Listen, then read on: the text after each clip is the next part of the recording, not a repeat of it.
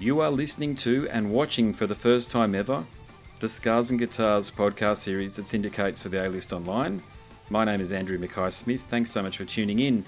Yes, if you're listening to the podcast, I do have a video version of this episode available on YouTube. Just search my name, Andrew Mackay-Smith, or Scars and Guitars. It should come up. Now, the interview subject I've got prepared for you. It's a good one, another great one. Gosh, I love talking to guys like Kimmo, Kuusniemi, because he is an independent filmmaker. He's been doing it for a long time, and the reason for the chat is he's got 2 films in market at the moment. They're both road movies or rockumentaries focusing on Korpiklaani's tour of Japan and Russia. So they're separate films. One's called Live in Japan and the other one's called Made in Russia. I truly enjoyed them, so I reached back out to his publicist and said, how about it? Let's have a chat. And here it is. But we also talk about a lot of other stuff because he's a smart guy and I love going there with a smart guy like Kimmo. Matter of fact, the conversation could have gone on a lot longer, but I had to get to bed because it was past midnight or approaching midnight and I was just buggered, I think, and I didn't want to nod my way through a conversation with someone as smart as Kimmo.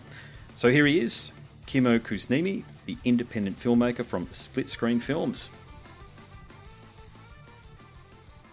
The first thing I want to do is congratulate you on even doing these 2, okay? Because I know it's not easy. I do a bit of filmmaking myself, but you've done it in foreign countries, Russia and Japan, and I can't imagine the logistics involved. And the first thing that comes to mind is all of this footage that you took has to be stored somewhere. So did you use one of these, or was it going up to the cloud via the internet? I had a couple of hard drives, so basically I was storing everything into 2 different hard drives just in case something goes wrong. So yes, hard drives. And the cameras that I was using was iPhones. Was there any moments though, because both of those countries aren't exactly the most sunny climate of the most sunny climates, where you had a bit of a scare and something might have happened to both of those storage devices? Because I can't imagine losing all of that footage that you took, tens of, maybe even hundreds of hours of footage that you've taken to condense down into 31 minutes and 39 minutes respectively.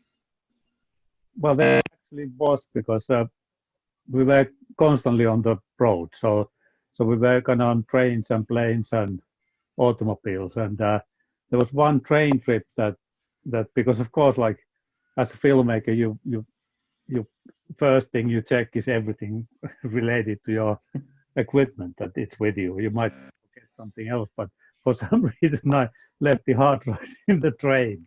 And luckily, the kind of light guy from Korpiklaani, he picked them up and he asked me that, are you missing something? And I was, no. Are you sure that you're not missing anything? And he saw the hard drives. And after that, the joke was that I owed him vodka all the time. So that was the kind of like that I owed him big time. And I did in a way, yes. Oh, well, at least you got them back. But look, to that point though, you took tens, maybe even, as I say, hundreds of hours of footage for 2 documentaries or rockumentaries, as Hollywood might call it. And are they released yet? Are they there for anybody to watch at the moment? Yeah, they are on the VOD, on the Vimeo. So basically you can watch them, cost like €4 to watch. Yeah. Because that was the kind of, because this took quite a long time, because that was 2016, they made in Russia. And back then the DVD was still like an option. But DVD is not the option anymore. Nobody is interested in DVD. So unfortunately the big problem with this type of films is that where do you release it? How do you gonna get any money out of it? Because if you are lucky, you get enough on the crowdfunding. But in this case, the crowdfunding went seriously weird, considering that Korpiklaani is a fairly big band, and they have, at that point, they had 600,000 Facebook followers, and we did quite extensive, like, commercials and all kind of funny videos to kind of raise the interest and get the money, and yet we got like, I don't know, maybe tenth of the money that I hoped to really get, and that was kind of the first problem after we got back, that what to do. But yeah, So in a way, like, nowadays you don't like, because I've done a lot of TV series and stuff like that. For that, I have an international TV distribution company that basically distributes everything. They would distribute these, but of course, the TV stations are not interested in anything else than Metallica or Iron Maiden. If you don't have them in the documentary, there's no chance really to sell them. So it is quite complicated, and of course, without the Russia, I wouldn't got into this, because the Russia was so exciting that I wouldn't resist the kind of like, the temptation to go without money. Because that's one of the rules of the filmmaking, that you should never take in part in films that don't have money, because that's fine when you start your career, then you do all kind of stuff, and of course later you do things that you feel that is good for you, you might kind of go, but as a professional you shouldn't really kind of do things that don't have a budget. But in this, the Russia and the Siberia was so interesting that that it kind of the rules went out of the window. I feel for you, mate. I truly do, because I can, as I say, I know how much effort you've put into this, because I know how much effort it takes. I've just spent 10 to 12 hours today just putting together something which goes for 20 minutes or 25 minutes or so. But it takes that long when you start using. Did you use Premiere Pro? Did you use Premiere Pro, or what program did you use? No, I use Final Cut Pro. Final Cut Pro, yeah. But the point is, you've gone to so much effort here, and I understand exactly where you're coming from. You've got a tenth of the viewership that you might have hoped for, and yet Metal Hammer, and I think it was Metal Hammer or Metal Injection, one of those two Facebook pages the other day. I've actually put it on my Instagram page. The post was, and it was a Metallica post, all their album openers ranked from worst to best. Like, is that where we're at? That people are so, I'll say it, stupid, excuse me, but they are that interested in that kind of content. I don't blame Metal Hammer, by the way, but the average person thinks that that's engaging content. And sure enough, there was 600. Oh, I don't want to make up what the number is, but there was rather a lot of interactions and engagement via likes and maybe dislikes and comments and the like. And I actually put it on my Instagram pages and said, is this engaging content? Is this what people want to see? Because I don't put that sort of stuff up. I put up people like yourself, people like you that are actually contributing to culture and to society. And we can't change it, but we've just sort of got to work within the parameters that are there. But for you mentioned that there's been a lot of promotion through Korpiklaani's Facebook page and the like. When you were putting up the ads for the video, did you get a lot of interactions that way? Well, the kind of thing is that because it's been tracking for a long time, and it hasn't been easy. Korpiklaani's manager, because he hasn't been really in this, so that has been slightly affecting everything. Okay. And for example, now that they are released, I don't think they have actually yet advertised it. And because they had their last Saturday, they had their live streaming because they had their vodka released, and so that somehow this wasn't kind of okay to be advertising at the same time. So I don't know what they are doing. So it's a bit one of these weird things that we are slightly kind of. It has become my thing, although it's about Korpiklaani. So they are not that much. The violin player has been all along. Tuomas has been with me in this, and that was one of the great things in that I got to know him. We have very similar interests, and we have been making some music together already, and we have another film project that we are going to work together on. So that's been one of these great things that has happened. Like, in everything that's good and bad. You're right about Thomas Runakari. I've spoken to him once as well for my podcast series. Oh, great bloke. Yeah. Nice guy. Just before they came down to Australia. Yeah, I think it was either due to, they actually toured here. They actually came here, I think 2 years ago, it might have been, or Kulkiga when Kokia came out, I might have had a conversation for him, one of the two there, but he really impressed me when I had that conversation because I hadn't heard of the band before, to be honest with you. Yeah. But great band overall. But mate, I've got to say, it surprises the hell out of me that the band and the management aren't behind you on this one here in terms of sharing it on their socials, because I can tell from my experience, not to make too fine a point about it, but if I don't expect the artist, because I interview, you know, people like Thomas and all of the great European and North American hard rock and heavy metal superstars and the like, and if they don't share it on their Facebook page, mate, it doesn't really go anywhere. As soon as they do, though, sometimes tens of thousands of listeners to a podcast episode. It's incredible what can happen.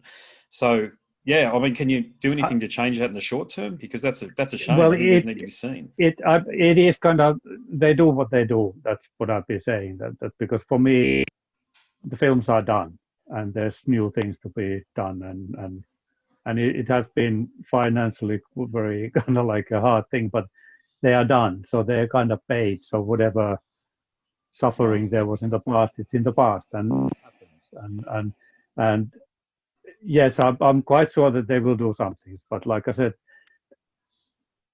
I don't know how much in Korpiklaani's case it will actually affect the kind of like, you know, the viewings and everything, because like the crowdfunding went so terribly weird. And I think that it's something to do because there's a friend of mine who ran the kind of like, you know, the biggest merchandise company in Helsinki, the Helsinki shop. And he had to close a few years back, and he would be kind of like, why? That you're kind of the biggest one. And he said that the problem is that there aren't fans anymore. That there are people who use your music, they listen to it and in whatever occasion, but they are not real fans anymore. They are not. When I was a kid, there was one band and you followed it. And even if they made a bad album, you were listening to it and you tried to kind of make excuses that it wasn't a bad album because you were their fan to the end. And this is kind of that now we like the merchandise sells when you are kicking, but nobody buys it like when they are home from online. So that's kind of like quite dramatic change. And of course, like Korpiklaani is a great band on stage. And that's where their success is, that it is the tours are really good. They get the audience in, and it's kind of like a party. So it's kind of like a party band that you're gonna listen to vodka and have some vodka. So I don't know if they have type of like, of course they have, but how big the actual fan base is, like the people who are diehard. So that's it kind of like, because the result of the crowdfunding was so surprising that you have bands that are much smaller, and the guys have been managed to get much more money. So this is one of these, because I haven't done crowdfunding before this, so that was quite interesting. That you shouldn't believe the numbers, because it's so easy to go with the kind of like big numbers and think that, oh, you get like, you know, even 2% of this, it will be, but it doesn't work that way, because you don't know how true the numbers are. And what I know is that the follower of Korpiklaani is totally organic. They haven't been kind of buying people. It's just people who have been in the gigs, and then they come home and they like them and see what they are doing. So it's kind of like, I think that was very interesting from the kind of new, because the crowd was very good, because the people who did support the film, they were really, really supporting. And I think that they, in a way, when I felt like, you know, that this is kind of like too much, they were the ones who kept me going, because they actually were full on behind it. And usually, like, if you make like music, it's quite lonely, because until you get it out, you are just alone doing it, and you might show it to somebody in the family or whatever, but you don't have any kind of, you know, that type of like, you know, slap in the back that is great stuff, but the funders actually do that. And you kind of become, in a bizarre way, they become kind of like your friends, some of them. And the weirdest thing was that when the Japan was done, because there was only like, you know, there wasn't any money to actually finish it. There was just money to go and film it. And then when I tried to figure out what to do with that, there was part of the Russian crowdfunders that started to send me money through PayPal Okay. to be able to work on it. Because of course, like with the film thing, that the problem is that of course I have commercial work and all this and other things, but if you are working like this type of stuff, you cannot work on several things at the same time. Mm-hmm. It will never get done. You have to kind of Yes. be focusing on one thing and just finish it. And of course, I had to take a break and like with the Rasa, because I edited the first version, which was kind of like a loose version, which was like, 2 hours and one was 3 hours long. And then uh, Sophia, who is a young editor, very good Mm-hmm. editor, she kind of like was interested in having a co-edit, and she spent again like I don't know months editing it, and she ended editing it into 2 hours and 47 minutes because it kind of worked even that, but it's a bit kind of like how do you put it out if it's that long? So then, as the final thing, when the COVID came, I suddenly had more time. So I Mm-hmm. thought that, well, I shortened it now, like, just the kind of best things. And so then when it became 30, but of course, there's a lot of stuff. I might sometimes think about it that if I put the actual extended version out, but, but so she kind of, Sophia came to kind of rescue the whole thing in a Mm-hmm. way that I had to stop because I had run out of money. So I had to kind of go work in the commercial side to kind of get my balance back to kind of get again into it. So, but it's like filmmaking is like that. It's like it's a weird thing. You can there's always things go always wrong. That's the kind of main thing. And then in this, it went kind of wrong in a way that I couldn't expect because you've been doing film so long time that I think that I know all the holes and things that you can kind of fall into. But this was kind of like a new type of weirdness. So, which I like because that's kind of it never gets dull. It's always kind of like keeping you on your toes and making you think what to do, how to solve this, and I think that that's kind of gives me pleasure that they are finished, they are done. I didn't quit. I'm whereas my kind of like business partners were all saying that I'm an idiot that I should stop like 3 years ago. But it's kind of like I don't know. It's either it is being an idiot or just kind of like try to finish what you started. Again, so I said it once before, but I feel for you, mate. I can see what you've done here, and I think you've achieved a hell of a lot. I just people, to your point, they are so used to getting things for free at the moment. We have almost every video, every film ever made available for free on some streaming platform somewhere. If you've got an IP address, you've got an IP router or what have you, and you can hack into another country's. There's different territories that films are released. You Mm. know what I'm trying to say there. I just Yeah. think we've arrived at a point in time, for example, where me and my podcast, where I've got, I think there's almost 500 episodes posted. As I say, I've done almost 600 interviews, and the vast majority of which have been curated for the podcast. Thousands of hours, as you well know, it takes to do this sort of stuff. And I'm not saying I deserve Mm. any special praise or recognition. Believe me, I get plenty of very positive feedback. Some from your part of the world there in Finland. I can see a lot of Mm. people listening from up there. And I love doing it because I love talking to people such as yourself and the other Mm. artists. But it would just be nice for a change to be able to, because I've thought long and hard about this, to be able to say to my audience, look, I've been doing this for nothing for 3 years now, 3.5 years, as a matter of fact. I'll do a Patreon thing or a Kickstarter or whatever insert Mm. crowdfunding campaign here and wait and see. But I've got to be honest with you, for the reasons that you've just outlined, I'm nervous about doing that because I have a feeling I won't get anybody that contributes anything. And I just didn't want to be basically humiliated in that way. And Mm. I'm putting together movies, as I say now, for people and doing things that I'm not asking for any money for it because I'm just starting out as well.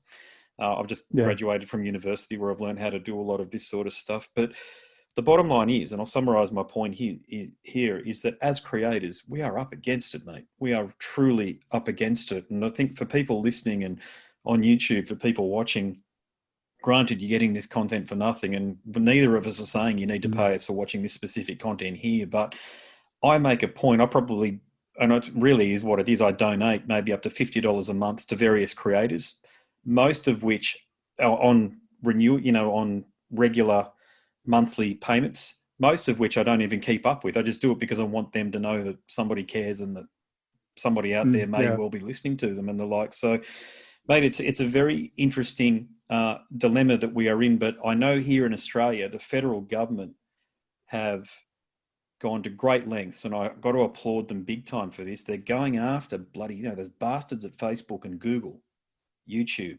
Yeah. And they're going after them saying, you are appropriating creators' content and you're making more money than anybody in the history of mankind's ever made it. Time to give some back, pay up. And they've got their campaigns at the moment where when you click on Google here in Australia, it talks about why this is a bad idea and why your freedom of expression is at risk and all this bullshit. And it's not about that at all. It's about making sure that if someone clicks on your two great videos here, outstanding documentaries that you've got here, you might only get something in the vicinity of $1,500 a year out of it, or whatever the Finnish monetary equivalent is. But at least you get something. Yeah. At least it might be a couple of bottles of vodka or a nice dinner out somewhere between you and your family and your wife. You know what I'm saying?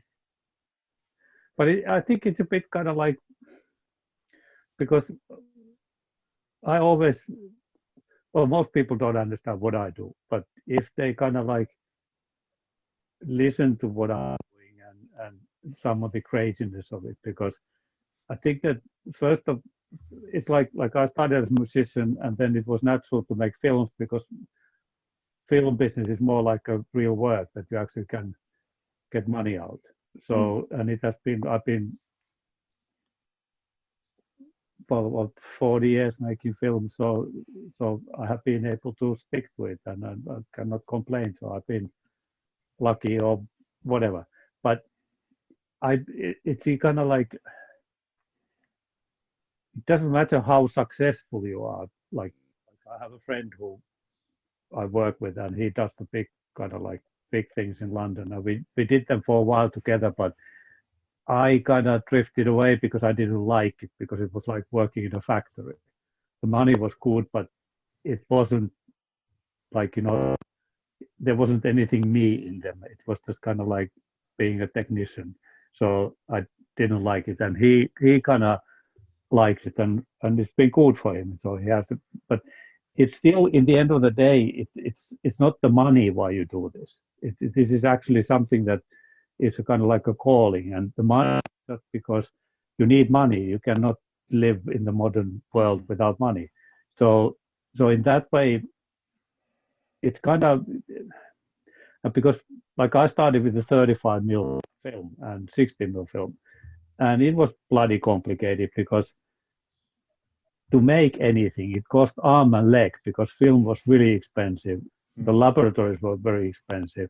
So in a way, becoming a filmmaker back then was a lot more complicated than now, because now you have an iPhone, you have a MacBook, and you are a filmmaker.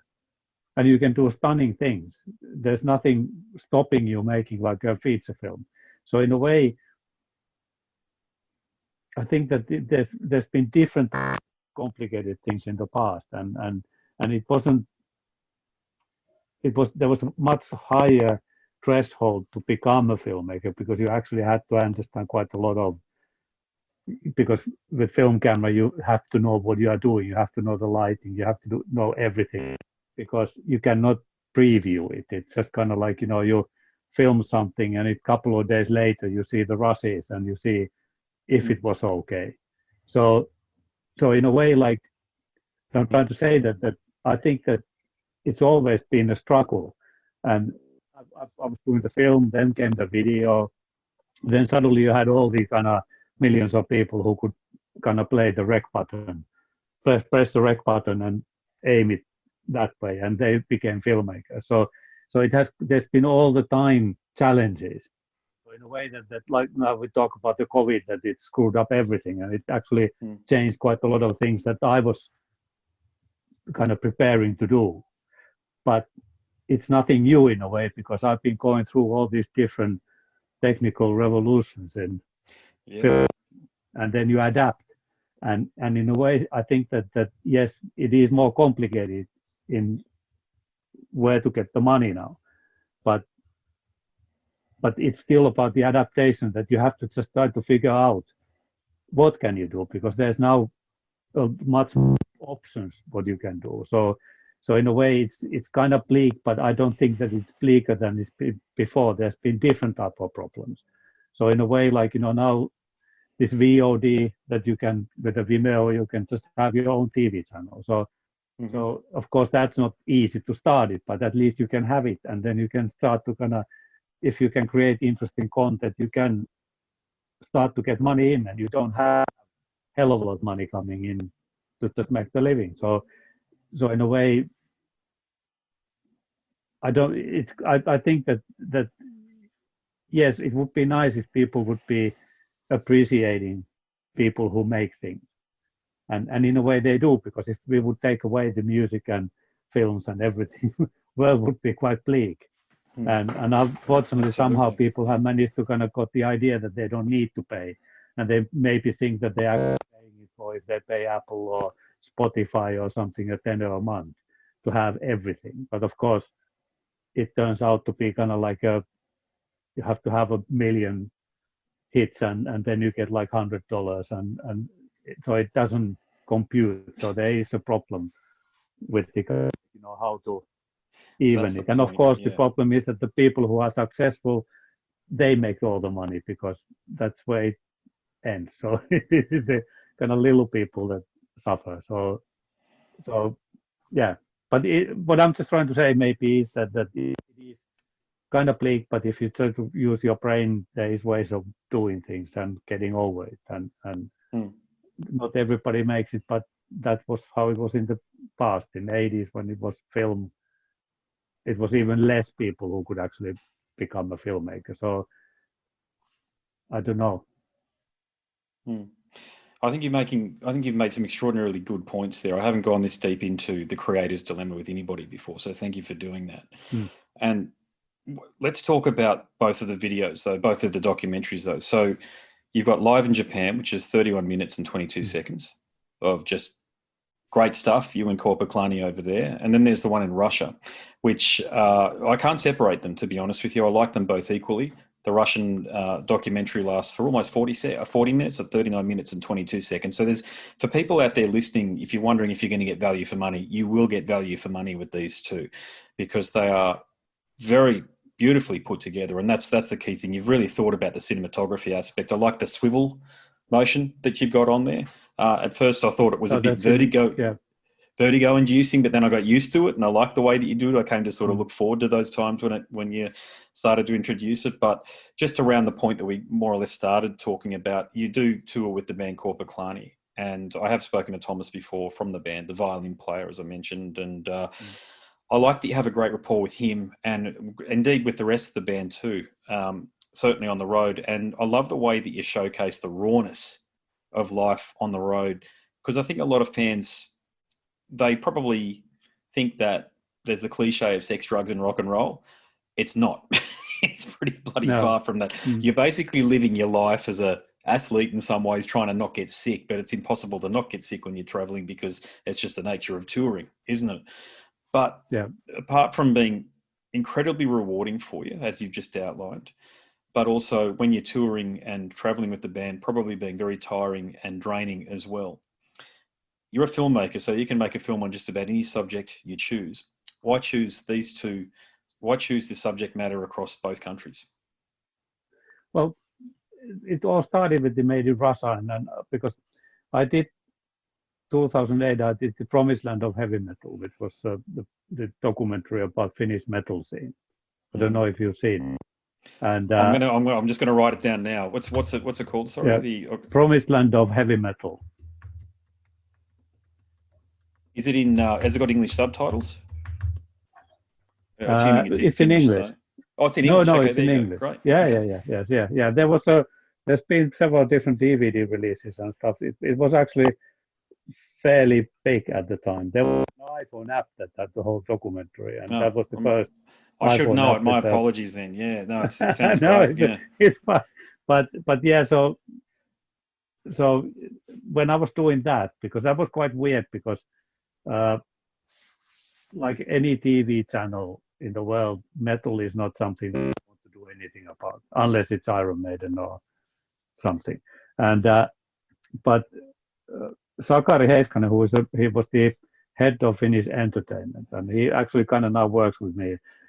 After that, we've kind of been friends, working partners, and but then he had the idea that we need to make this metal film, and he thought that because I'm the kind of like the godfather of the Finnish metal, because I had the first Finnish metal band ever, so I was the right person to kind of do it, Oh, and because I've been living here in England for 24 years, so I've been out of Finland. I haven't been really following anything, and that was just after Lordi won the Eurovision Song Contest. So yeah. that's when the metal was in Finland. It was everywhere, and it was really cool because there's even the Finnish church had metal masses, which was for me was well, it wasn't right. It's kind of wrong.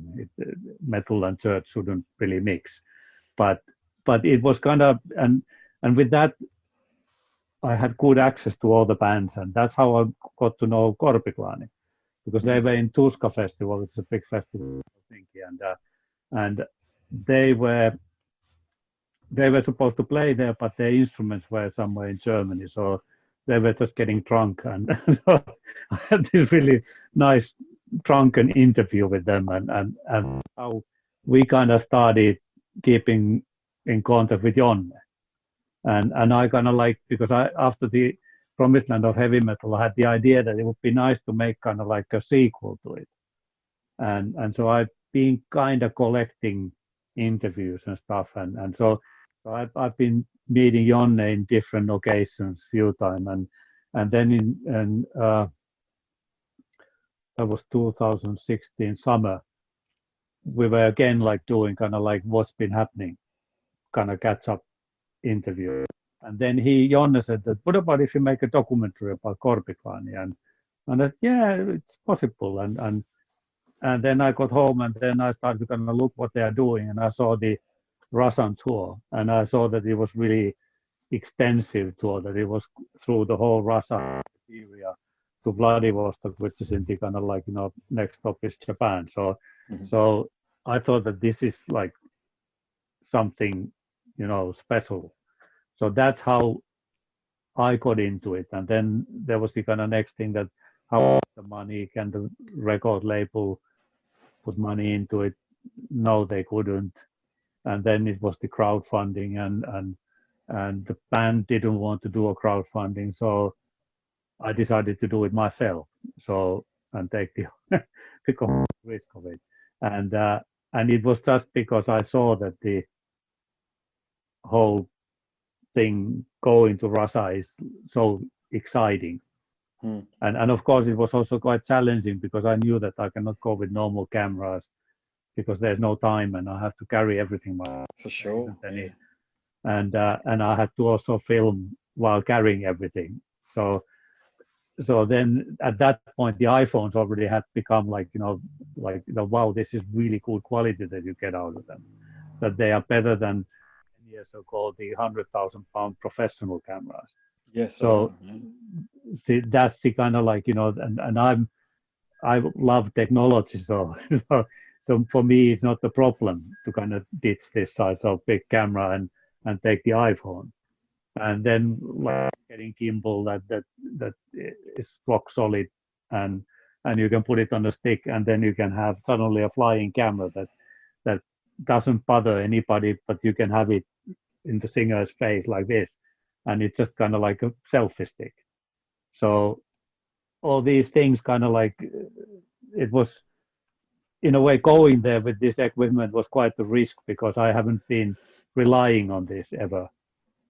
So it was kind of like, it could have gone wrong, but it actually, I think that what makes the film great is that there's a lot of stuff that you couldn't get with the normal camera kit. That there are just shots that are impossible to do with any other way.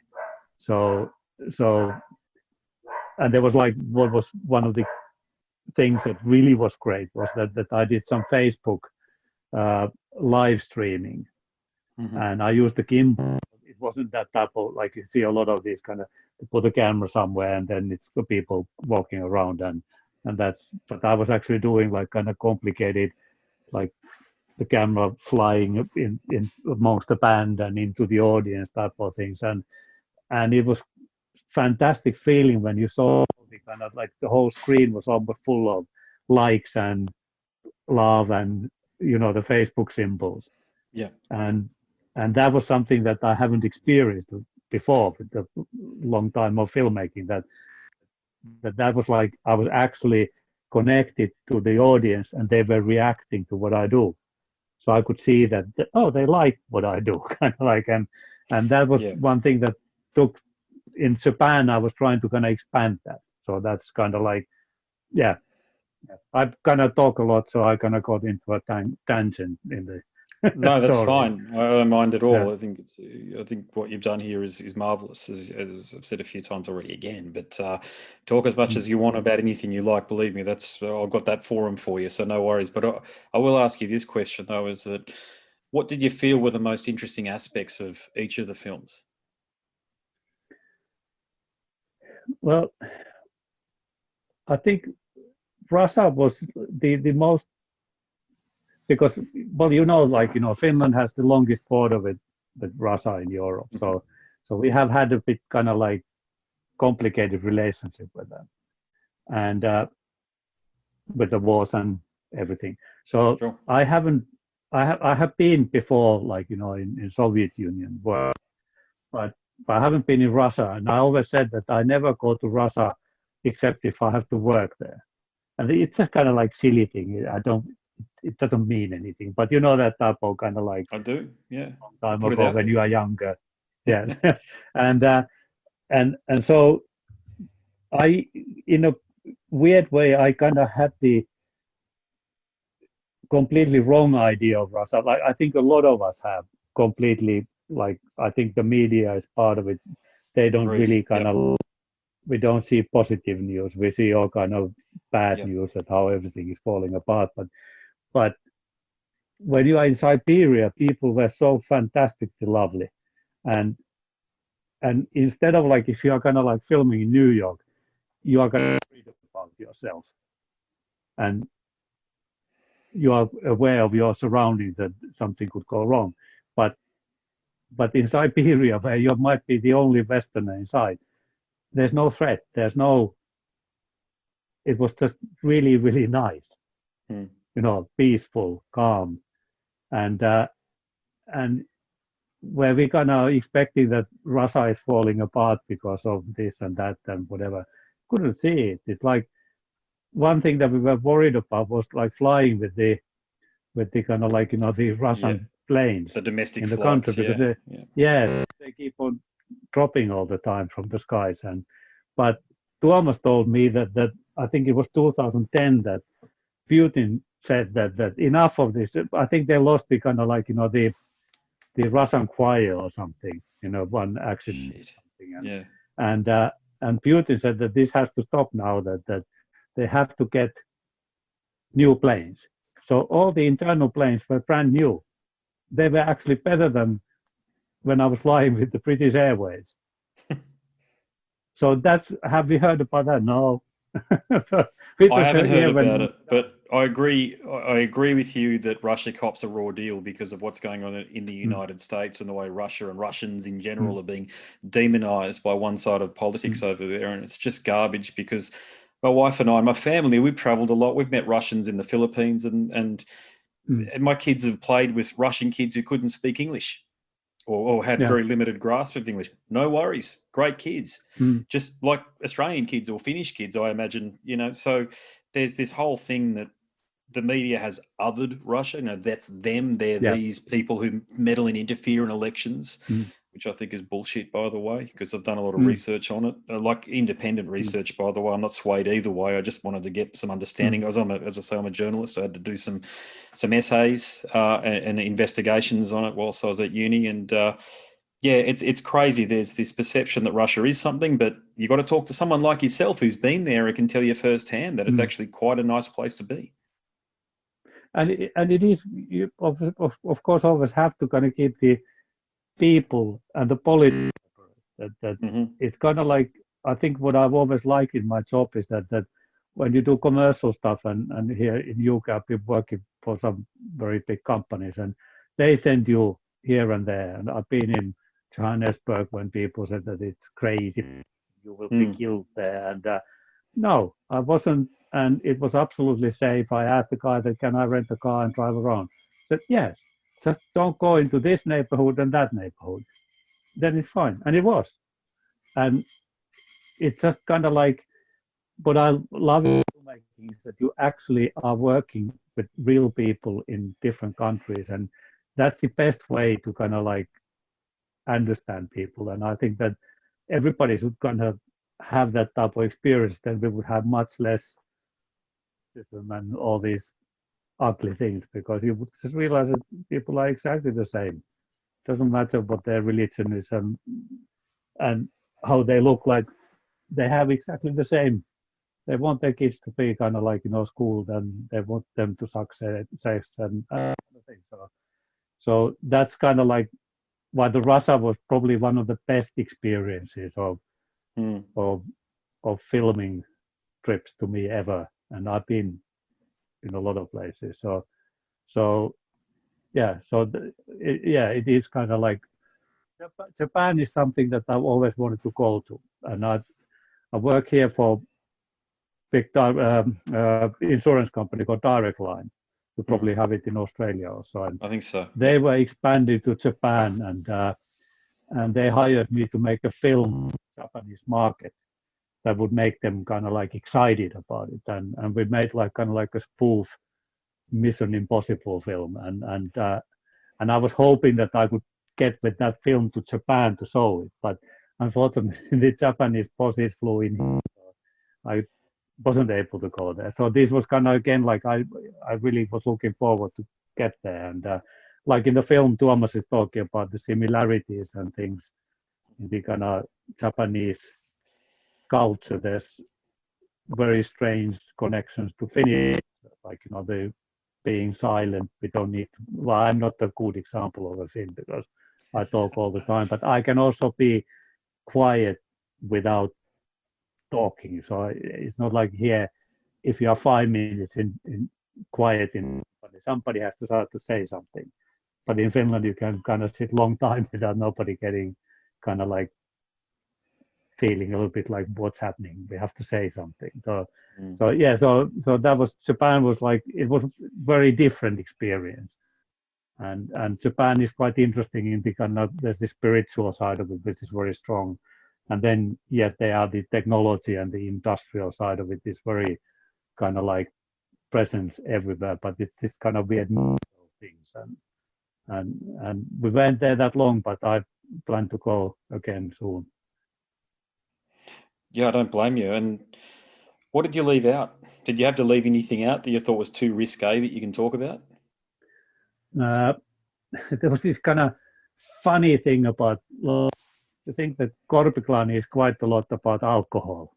Like, a lot of their songs are about drinking, Beer. and they were really worried about that I don't film too much of them being drunk. And that was kind of like, there was a really funny video we were having. I was filming and we were having this discussion. How is this kind of like? But that was, so there was a bit kind of like, of course you would have it anyway. You kind of like, it's not about, and the Russia was so hectic that you couldn't really go crazy there because you would be left behind. So it wasn't like, but so it was, there's always with the documentaries, there's always the cleaning part of it that you kind of make it. But I didn't leave anything out that I would kind of like feel that should be there. So Yeah, in so that there were way, yeah. no hold-ups or disagreements between band members like that No, I silly think God video. no. One thing with Korpiklan is that they actually are they're very different people, but they get along very well, and they give each other kind of space. So they don't really have arguments. It is really I think they work very well together. Mm. And you have to Russia trip that if you would have a band that would have a lot of problems, you wouldn't survive it because it is hard. It's just it kind of like, and it was even harder for Thomas and me because we wanted to do this extra, like there's the non-eye people that we want to see, and that Oh meant yeah. that we didn't sleep for 48 hours. So because we kind of went when the other guys were sleeping, and and and and that was one of the again like one of the great moments that because we started to talk about that there's the Amur River, which there's these ancient kind of petroglyphs and like stuff, Mm-hmm. and Tuomas kind of thought that how can we kind of organize that we can get to see them, and he put it on Facebook, and then there was Paul who kind of replied and said that I can take you there, and there's that's kind of like that could be longer in the film because it's a really brilliant kind of sequence because I'm filming it all where we are waiting in the hotel lobby for the guy to kind of pick us up, and we haven't been really sleeping, and and it's minus I think it was minus 27 outside, and we were thinking again like old school thinking that a Russian car that survive this that can we get back and all these things, and then the guy comes in, then we are wondering how much this is going to cost because of course like nobody's doing anything for free, and so this guy comes, he speaks like maybe 50 words of English, so it's a lot of kind of like sign language and everything, and he said that no, it doesn't cost anything, this is on me, I pay for everything, and we were going what, and then he had a very nice car, no problem, and then the Nanai people were absolutely lovely people, we had a whole day, and we were Yeah. they took us with ski-doos to see these petroglyphs by the river, and we ate like frozen fish that they just kind of like fish, and the fish is frozen, and then they hack it with axe, and you just kind of like put salt in it and have vodka, and it's brilliant, and it was absolutely lovely experience, and then you again think that like that there's somehow you have to pay for something, and then when we were leaving with Thomas, and I was kind of like it would be nice to have some kind of like memento about this, like some souvenir or something. And we asked, and then that can we buy something? And they no, we don't have anything to sell. So it's kind of like when you realize that our Western system is that nobody does anything for free. There's always some kind of like if it's hidden meaning that Yeah. you do something a favor but you have to pay it back and all this, and these people were just happy to see us, and that was quite interesting Yeah, to kind of it's put it in perspective that how twisted we are, that we cannot do anything without having some kind of way of getting something back, so that was lovely. I thought that was a beautiful part of the film, and I love your sensitivity with that too. I think you treated that beautifully. You got the right balance there. But just to address Mm, that point you made there about in the West, we think everybody's, there's always going to be some financial exchange and the like. Typically, that's the case, mm, though. I mean, look, you travel to Fiji near me here or Vanuatu or what have you, you're not going to get away with anything without them charging you an arm and a leg. Let me assure you.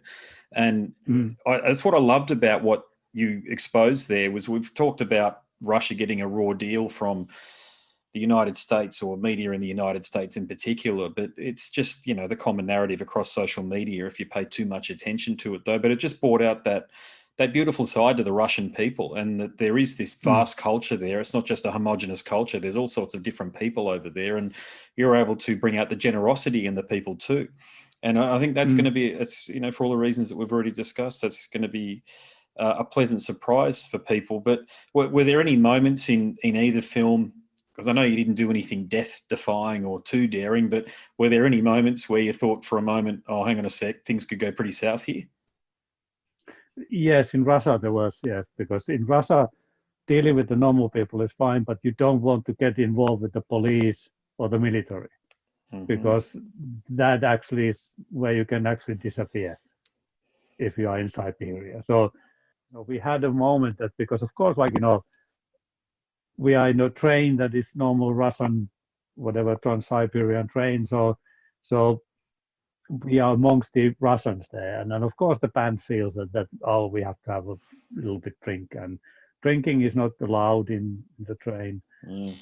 We had this kind of like there was this every kind of compartment had a lady who was kind of like the supervisor or whatever, and there was this kind of like having drinks and I didn't film it because it was a bit too complicated to film it because it was already quite tricky situation. So she got really angry, and then she got somebody to translate, and she was saying that okay that this is not you cannot do this, uh, and she's calling the police, and they will be picking us up from the next station. And thus, of course, it's quite bad news. And I was kind of thinking that surely there's like something that we can bribe the person or something. And then it turned out that he was also selling, and and I bought this. I actually have it here, like a Russian tea cup, which is kind of like a metal frame that you put the glass in, and like old school type of thing. And I bought it for 15 quid, and that solved the problem. After that, she was fine with the guys drinking and everything. So that was, and there was another similar situation that was solved with the same way.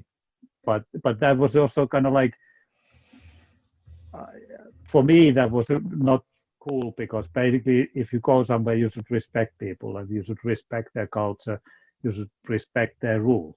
So in a way, of course, it was out of order to kind of be drinking there. We shouldn't have done that.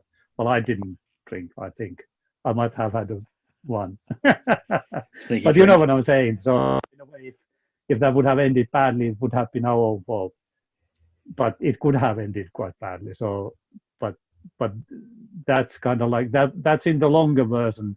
There is kind of because we talk about it the next day. So in the longer version, there is in Sure. the film, but it was because there wasn't anything from the evening because it was like I said that of course I could have filmed it, but I still think that you have to kind of keep some kind of limit to what you do Mm. because not every and there was quite a lot in Russia that if you we were in a coffee place and I was filming, they said no cameras, and there was that type of still like that the filming was, but then there was like you might remember there's the kind of like the old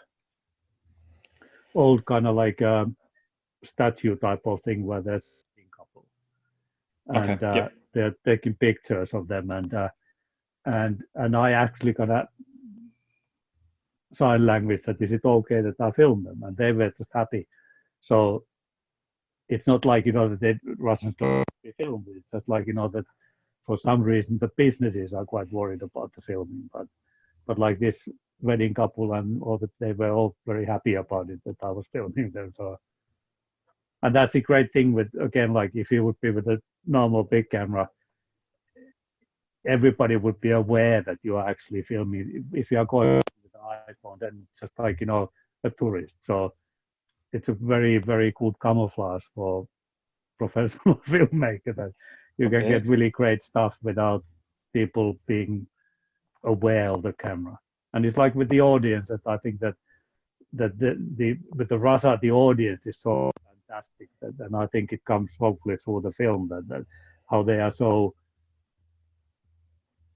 happy and there isn't it's not like fake, it's like they are just like really happy to be there and you can see it in their face that they are really, and I think that was brilliant. That was one of the great moments in Russia.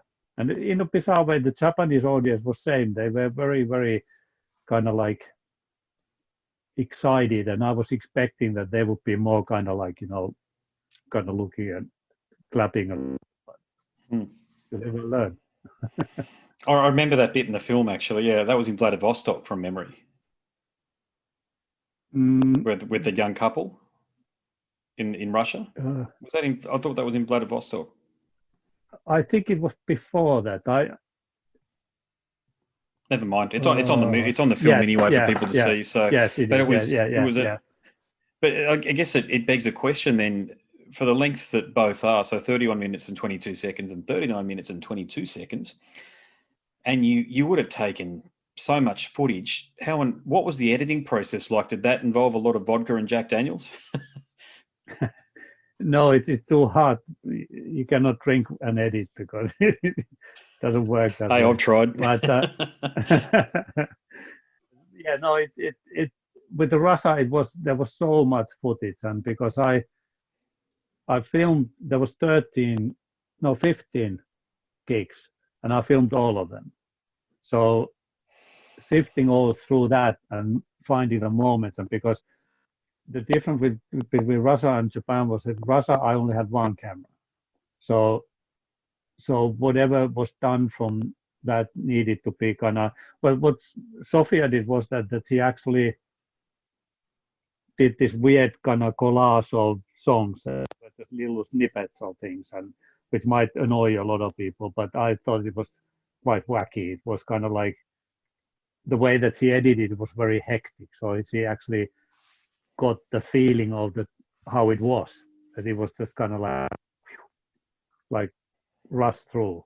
And in Japan I had like multiple cameras. So they were more like a multi-camera, but there was only 3 gigs or so. So Japan didn't have that much footage. So editing wasn't really that complicated. It was more with the gigs. It was kind of like I had some sync problems with the cameras and stuff like that. And because when you have like if you leave cameras here and there, you don't want to leave expensive GoPro, so you have like cheaper cameras.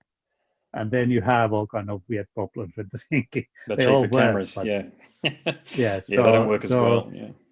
no, yeah. Now I have really good kind of mid-price cameras that are kind of all 4K and work perfectly and no problems with syncing. But that was it with the Japan. It took quite a long time to get everything, and in a way because you can edit in a quick way that you just go and that. But I'm kind of like do it the hard way that I sync all the concerts so that I sync all the cameras, everything, and then I have a look at it. So instead of just picking a moment and then syncing that and using that, I actually have done everything. So it just because that way I know that I have definitely the best parts out of it. Because if you just go and pick and choose things, then and that's of course how the TV station would be editing it because Mm. they would be editing, they have a time schedule, so just go up. So it is, but Russia, yeah, it took sifting through the footage and getting it organized, and it took quite a lot of time. And like I said, that I edited this long version that was almost 3 hours, and Sophia edited it down, and she edited it also really hard way because she was doing constantly kind of like effects so that the camera is kind of like stopping, going backwards, and there's all this kind of jerky movements, and which is really really slow editing. So I really I was quite awed to see what she had done. That she really kind of like went the whole way doing it brilliantly, so that even the long version it just works. It just goes, but it is kind of people's attention span is so Sure. Yeah. so Yeah, short it's tough. nowadays that if you have a 2 hour film, most it's 2 hours. I'm not going to watch it. So They're a perfect length, but I'll definitely watch the extended versions because I'm curious and I'm interested. But mm. you had another coincidence in Japan, I think it was, and you caught up with Mila Petroza from Creator. And Oh yeah. yeah, you did his video. What album and what song No, was no, that? it was Wade. Vader was the Oh, we Vader. met Sorry, it was Peter, wasn't Creator. it? Peter. Yeah, Yes, yes, yeah. and I know Sami Ylisirnia from the Promised Land of Heavy Metal, Mhm. so that was quite funny. But yeah, Vader was really strange because in 1992, Earache hired me to go to Poland to make a video for them, and that was just a year after the Soviet Union collapsed. So the Poland was very different than it's now, and it was again filmed with 16 mm film camera, so it was quite complicated, and it was I could have made a movie out of that. I would have had the kind of iPhones back then it would have been a brilliant road movie. But because there were so many weird problems and things, and that was one of the rare occasions when I thought that we are not going to get this film done, and we are talking just about the music video. Mm. And but we did, and after that, I haven't really been in contact with him, so it was really surprising to meet him in Osaka, all the place, and that was 25 years from the previous meeting. So that was Yeah, I like Peter a lot, actually. I've had a few conversations with him, and he's always frank and yeah. upfront and very honest and always willing to have Mm, a good conversation. And he's in a great band too. And I said to him that I really admired that they they'd survived the fall of the Iron Curtain, so to speak. He downplays that sort of stuff because he doesn't really see mm, it as as the way we do in the West. That they moved from mm, communism and a socialist society into a capitalist or neo-capitalist society, and all of the challenges that come with both. And they've survived both eras. They're probably the only band I know. There might be others out mm. there, but certainly the most prominent band that's been able to do that. So big respect for them and for Peter. And it was great to see them in your video. Was there any in your documentary? Sorry, was there any other coincidences like that happened across both when you were filming? No, there's like in Russia, we met the band of Nytland, which funny enough has a Swedish name, but Mm, it's a Siberian band, and that was really nice because they were playing in Omsk, and we have been keeping in contact, and they have been the singer has been in a Sarviklani song, but she's also working on some of my new music that I've been doing. So that was really great that we met them, and Thomas has also been working with them. So that was like kind of like that type of nice thing. We really like their music and like them, and we stayed kind of in contact, and now kind of been actually working on projects with them. mhm. So that's kind of cool. Yeah, Would never have heard about them otherwise. So, mm. but Fair the enough. way the thing that what's kind of like I don't know how Piotr has been kind of like talking about it, but when in 1992, because I just moved here and I've left kind of like Finland behind, and in Finland I've been doing TV commercials and was kind of like doing quite nicely. And when I went to decided that now it's time to go to London, I didn't know anybody. So it was kind of one of those things that you leave everything behind and you start from zero. And there was at the time there was still kind of that type of I used to do this and I had this and that. You know that type of looking back and thinking what you have left behind and Hmm. whatever. And it was really the way the thing was putting things in perspective because they were trying to get out of and we had this because they had like handmade guitars and they had Floyd Rose tremolos handmade and I was kind of like saying that's quite interesting that you have the handmade tremolo and I said that well we only have them because we cannot afford to buy the real Floyd Rose Mm. tremolo.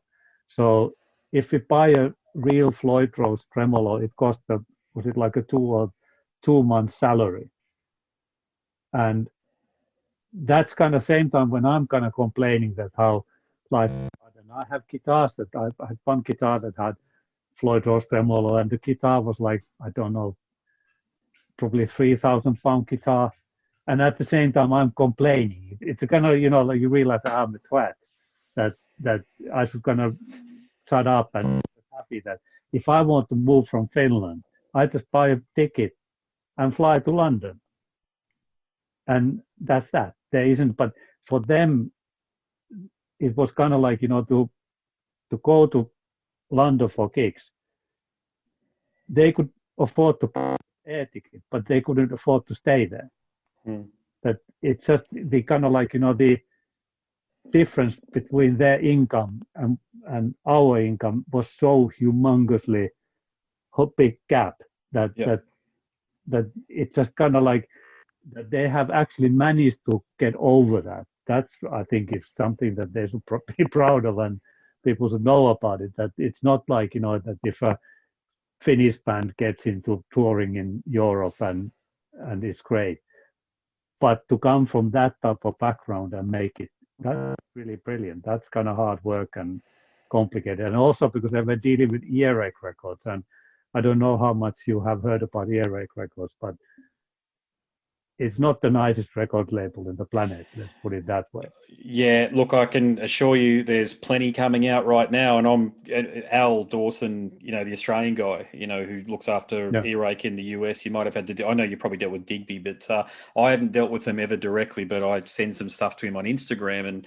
I've spoken to a bunch of artists that have been on earache. So Mike Browning from Nocturnus and Mortis. Mortis is Mortis, so I can't remember his Norwegian name, but they're not fans, to say the least. And they went into some pretty big detail with me about how difficult being on the label was. All of these stories are out there for anybody to listen to on my podcast series, by the way. These aren't discussions that have been had and kept in private, by the way. But and I think Dan Seagrave, the artist who you might be aware of, has recently come out and has been very vocal. And Al has addressed that on his Instagram page about the licensing agreement that they may, or according to Dan, did not enter into, which didn't include things like jigsaw puzzles. You've probably seen the album covers as jigsaw puzzles that are coming out recently and the like. And there's a few things coming out at the moment about old earache, and it sounds like you had a fairly similar experience to the two people that I just mentioned.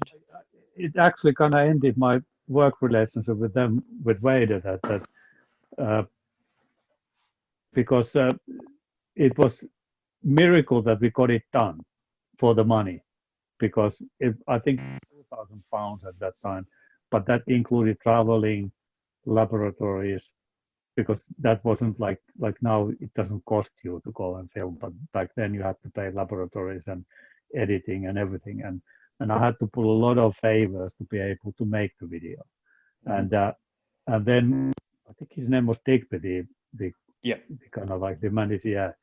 He started to, there should be more of the band in the picture. And I said that's all we had, because we had so many troubles, and you had your guy Peter there from Earache who was monitoring. So surely he has told what type of problems we had. And he, no, but I only pay you half. And I remember I was some railway station in London, and I'm very calm usually, and I always think that you have to kind of try. And I said to him that just fuck off, and you will never see this film if you don't pay, and hang up. And then he paid me. But it's just kind of like, it was like, after all it's just so, it was, Do you funny moment. Do you know Jordan Peterson at all, a Canadian academic? Have you been following some of his work?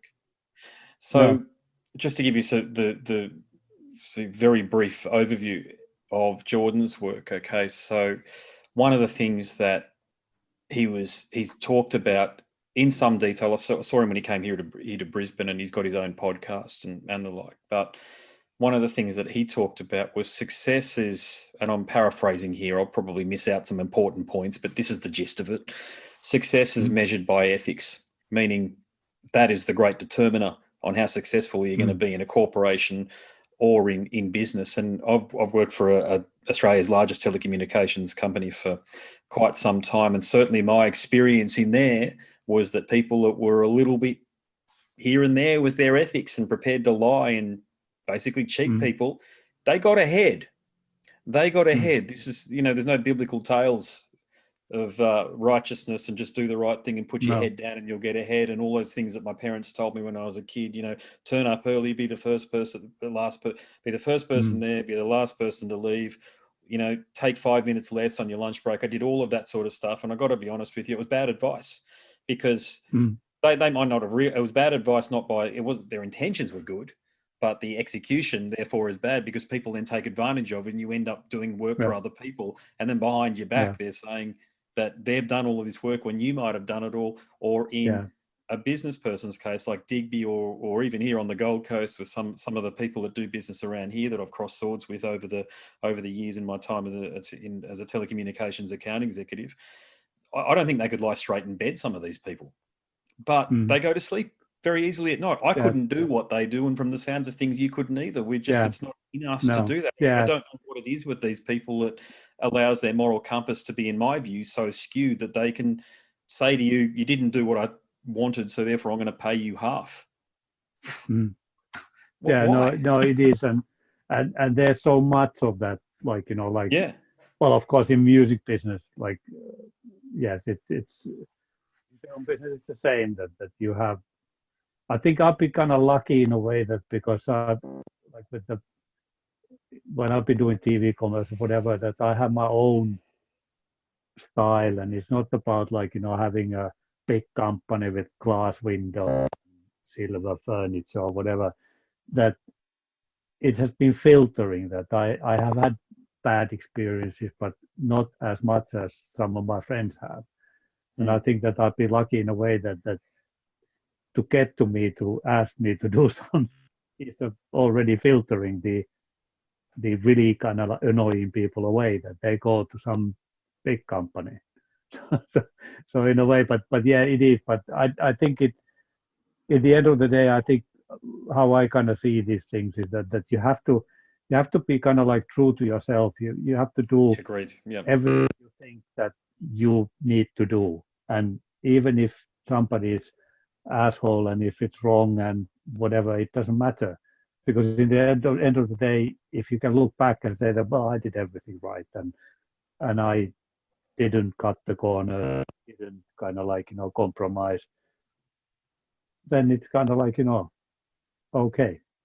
But it is complicated, because it is, especially with the Finnish culture, there's also very kind of that type of that you have to do things right, or God will punish you. And we are not really that religious, but we have this type of kind of if you are happy, something bad will happen. And I think a lot of Finns have to kind of work quite hard to get over. Of course, there's bad Finns who don't have this problem, but I think a lot of good Finns have this problem, that it's kind of limiting you in a way, and it's quite stupid thing, but it is kind of that there is this kind of vengeful God somewhere waiting to strike you, and which is really, it's logically completely, if you look around, usually it is like you said, the people who have very kind of flexible morals are the ones who are furthest, and quite often the people with the very kind of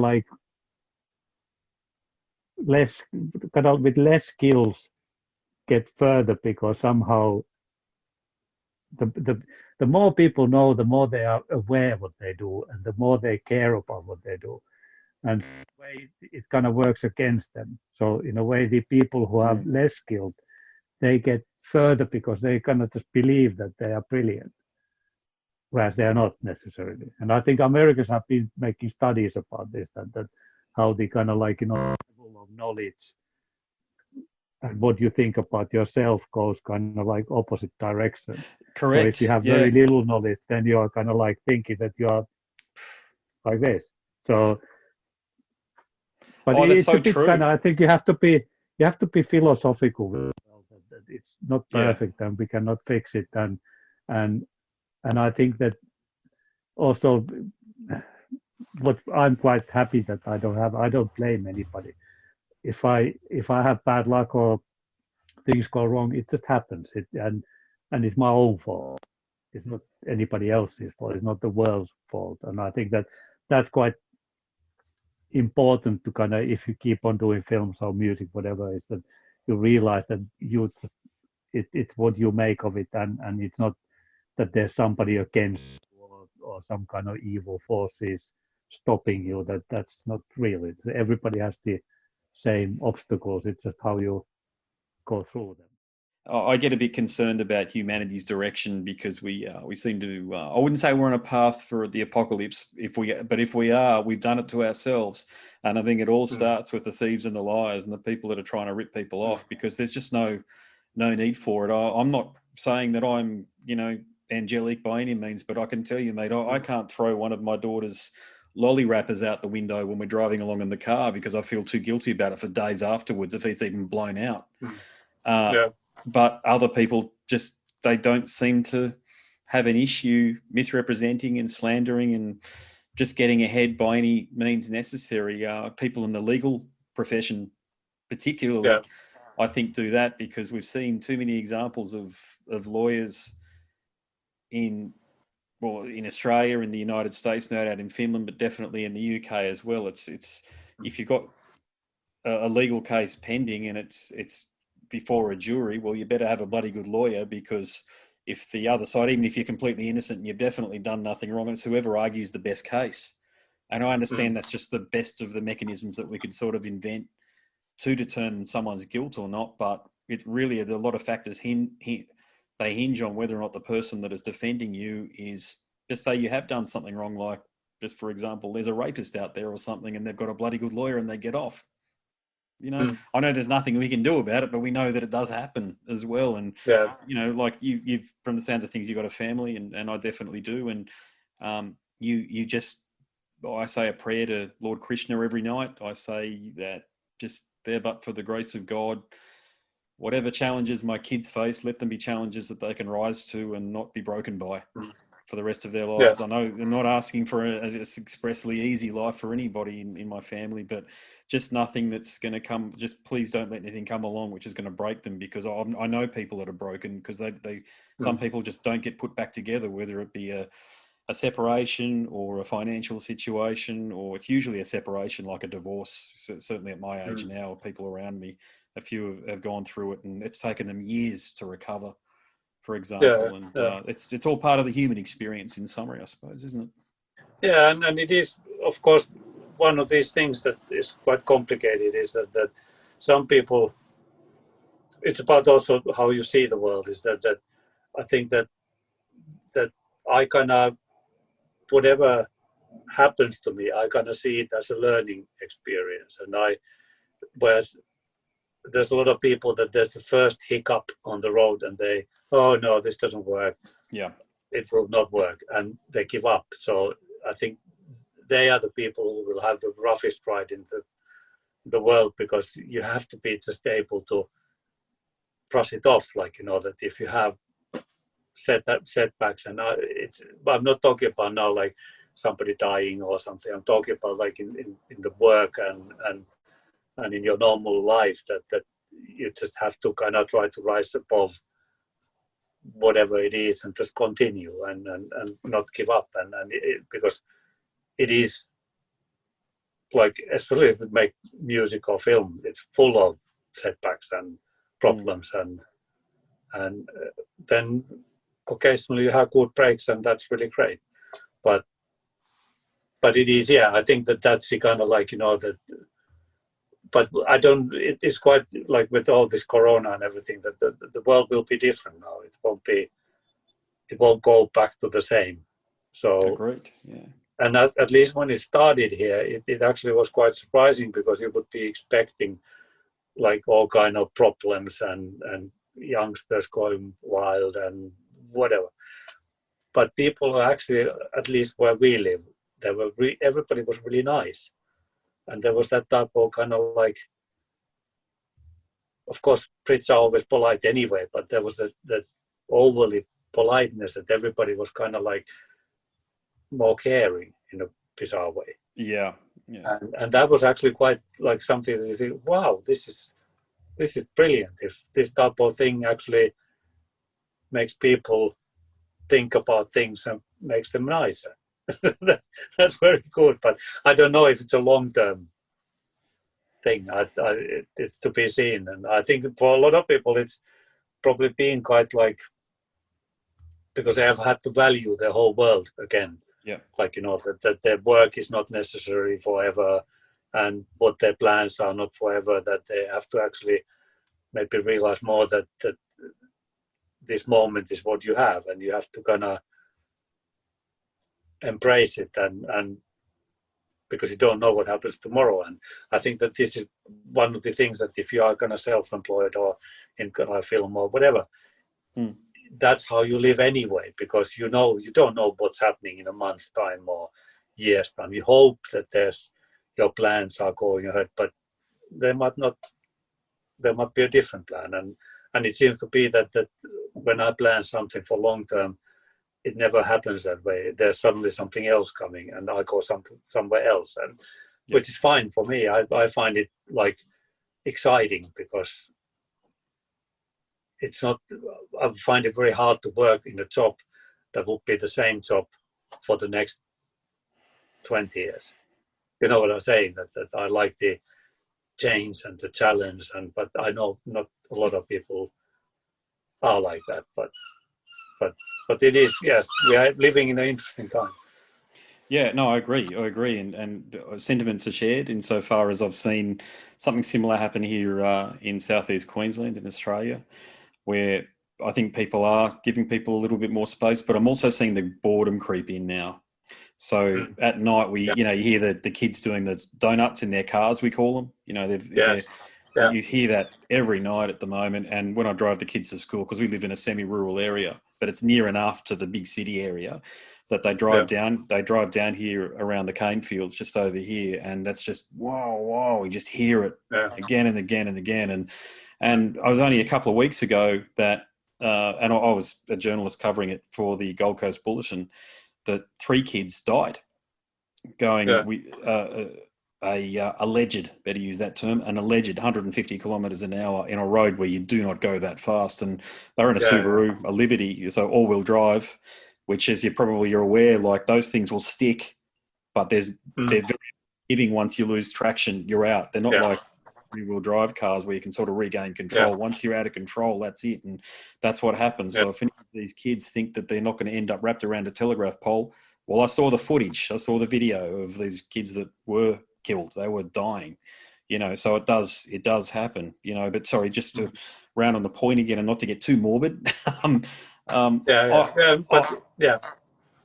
agree. I just think that it won't, as things were in when did this thing kick off? In early March this year? The COVID thing? Mid-March. I don't think like what life was like beforehand. I don't think we're going back to that, because I know in Australia our economy is contracted and there isn't the economic opportunity there anymore, and people are putting their pennies away. They're not going out for entertainment and getting drunk every Friday and Saturday night and buying that. I don't think people are going to buy that new car every 3 years, which people have this obsession with in Australia, which I'm so glad is going to stop, because people get into unnecessary debt, which then puts all this other pressure on themselves. And to your exact point about being in a job that you don't like for 20 years, I can't tell you how many people I know that are in jobs they hate. And they wish that they could do what you and I are doing, but they're not in a position where they can leave their job because of school fees, mortgages, car payments, and all of these other outgoings that are putting all of this pressure on them to stay in a job that they hate. And then, of course, what's the flow-on effect from that? Depression or divorce or both. And it's the quick fixes, and it doesn't. And you and I, and you spoke very eloquently there, that you can plan for years in advance, but oftentimes it just won't work out. It's just not how the world works, and the universe provides opportunities. You've got to be nimble enough to take advantage of opportunities when they arise. And I think if more people were able to do that, they'd be happier. But they sort of bought into what I call the big con, which is the consumer lifestyle. And I think a lot of these young kids these days, these 15 to 24-year-olds or 18 to 24-year-olds, I suppose, they're so against capitalism, but they don't understand that going towards socialism will result in, well, everywhere it's been implemented, it's resulted in just millions of people dying, so you can't go that far over there. It's just work on fixing this system here. And I think the best fix is just to get people to be less consumer focused. Stop buying shit they don't need and can't afford, and stop that repetition and that cycle. Because living in countries like the UK or Finland or Australia or New Zealand, Canada, the United States, France or Germany, life really doesn't get any better globally than in those countries. It's literally the best that humanity offers in terms of opportunities. So make the most of it, and don't put yourself in a spot of bother. No, I think even if we kind of get over this, I don't know when, but I think that the ramifications of this will go on for a very long time, and I think that like here now the furlough scheme is kind of, they are wrapping that down, and that will mean that there's a lot of people going to be unemployed after that, and of course the big corporations are using this as an excuse to streamline their system, and what you can here notice is that the customer service has gone bad, because now they can say, oh, it's because COVID, we don't have people here. And it's just kind of like, so you know that the big business is trying to figure out how to make more money out of this. So it is kind of like, complicated. Yeah, it is complicated. And of course, if we think about the music and all the kind of live events and things that of course they have plans for next summer for the big festivals and things, but if we have a second wave coming, it's just kind of like, it might be that the kind of like the big events are gone after this. It might be that we are kind of downsizing the events, and maybe we won't see Metallica playing ever again. But I wouldn't mind that, to be honest with you, if they just retired and disappeared and left. I think Rob Trujillo is a tremendous bass player. I've talked about this a lot on the podcast, but I can't stand Metallica and the rest of the guys in that band, especially after they did that ridiculous video back in 2003. Did you watch that video, that Some Kind of Monster, I think, video? Is that what it was called? You know, that Day in the Life of Metallica thing they did where they were complaining about... Oh, no, I haven't seen... No, I've heard about it. Everybody always says that you should watch it. That it's a disaster. Funny.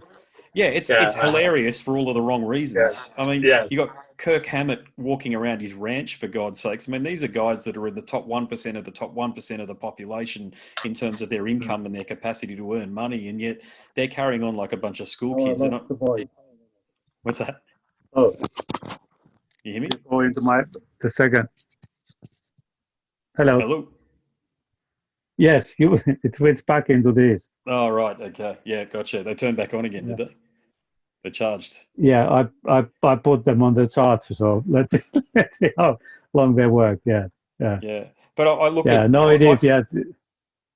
I know that the guys at Metallica have a charity and this sort of stuff, but just about anybody of prominence has to have that, lest they be accused of being greedy and mean. So, but I feel for poor Jason Newsted. God, I've talked a lot about this recently on the podcast series. I spoke to Steve DiGiorgio, who, Steve DiGiorgio from Death, Control the Night, and all those great bands. Tremendous fellow, by the way. And he was encouraged by Zetro Souza. Was it Zetro? So Paul Baloff, the singer from Exodus at the time, to apply for the vacant Metallica bass playing role back in 1986. And he's really glad he didn't go for it, because he heard the stories that were coming out back then about the way they were treating bass players. And there's something toxic in that band. And I to be honest, I loved Master of Puppets, but back then, like within the 10 years after it first came out, 1991 or 1992 and that day, and I haven't really listened to a lot since then at all. Actually, I don't even think I've listened to it at all since then, but I moved on to heavier things, and other bands. But their success, I don't understand their success at all, because they've got effectively 2 good albums and the rest is pretty shit, to be honest. Well, I think it is the Black Album that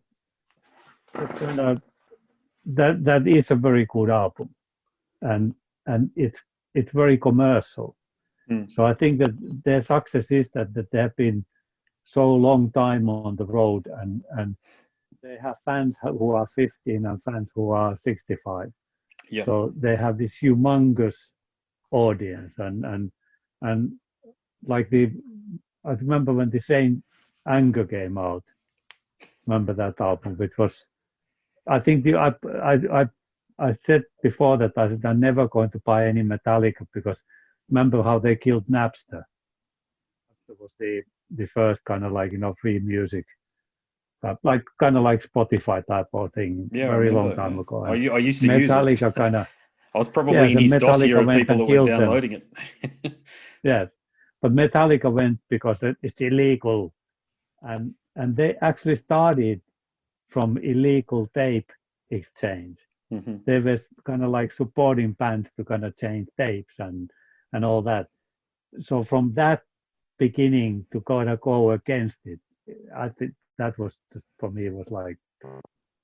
But then I had to buy the same anger because there was the video DVD with it, which I actually remember was that. from Yeah. the rehearsal, Yeah. and that was actually much better than the album Agreed. We're on the because the same album wavelength had the about kind this. of Yeah. because the album had the kind of what everybody's still making jokes about the snare drum, which was kind of boing boing boing, and the rehearsal thing didn't have that, so it sounded much better. So, but yeah, no, it's yeah, I've not been a big fan, but I can Yeah. understand that they appeal to so large audience that none of the other bands does it. Iron Maiden kind of probably comes close, and Judas Priest might be there, and Megadeth is, I don't know, they are probably quite Yeah, big couple also. of But yeah. I think yeah, to your point, Metallica. I spoke to Steve about this. Metallica, I think, are the biggest band of all time. You see it everywhere you go. Almost, I wouldn't mm, say every single time, but every week here in Brisbane and on the Gold Coast, I'll see a mm, Metallica t-shirt. That'll be the only band t-shirt I see. I might see an mm, 8-year-old kid wearing a Nirvana t-shirt, but they'll have no idea who the band are. They've just bought it from yeah, Kmart or Big W or what have you.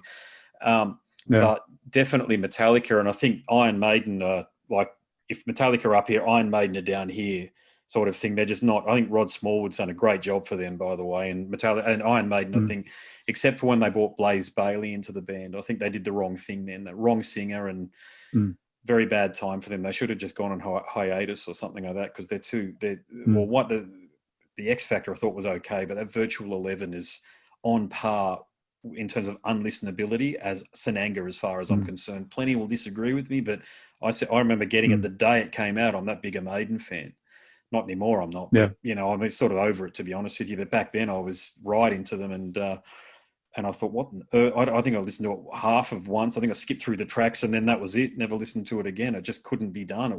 Didn't have any redeeming qualities. But then there's Judas Priest beneath them, I think, and then you start talking about the Megadeths and stuff. But the point that I raise to people all the time, and I haven't, I, because I feel like I'm in it. I've got skin in the game here because I'm talking to so many new artists a lot of the time. When I say new artists, relatively new mm, artists like the Corpa Clanis of the world, it's so much more mm, exciting to discover new music. Okay, definitely yeah, support the old bands. There's no, not saying don't do that, but don't just make them your one metal band that you listen to. And I think that's what Metallica are. They're the one metal band some people listen to. They don't branch out into anything else. And unless it sounds like Metallica, which is mm, what Creed did, they had that. Mark Tremonti is a great guitarist, by the way, but they had that. They almost had that Metallica crunch from the Black Album sort of sound, bit differently done. But you know where I'm headed. It was in the same vein. mm, They sort of tapped into that same audience, and I just try to evangelize heavy metal and extreme metal and say, my view ultimately is that for every person living, there's at least one extreme metal band that they can get into. And I'll put Corpa Clani mm, into anything with that gruff vocal that Corpa Clani have got mm, through some of their songs. I often mm, say that there's always going to be an extreme metal band out there for somebody. It's a bit like saying, some people who say, I hate Indian food, for example, because it's too hot. yeah, Well, there's plenty of Indian dishes out there that aren't hot. So give them a try. mm, yeah, yeah, yeah. And metal is quite like body is metal, and this is the kind of the promised land of heavy metal. With that, trying to figure that out because metal for me is quite different than for not a lot of the younger people, and and in a way, it's become so generic word, and but yet it is kind of like that. That if you say that here that that Korpiklan is a metal band, a folk metal band. A lot of people are not going to listen to them because the metal is a curse word. In Finland, it's kind of like means kind of like it's a great thing, but like here, it still is not best-selling thing. So in a way, which is funny because like you have like metal, like let's say Nightwish, which is kind of like, is it metal? Not necessary to me, but it's seen as a metal band. But that could actually work against them because they actually are much more kind of like wide audience music. So it is, yeah. It's the whole labeling thing is very complicated. Yeah, the labeling thing.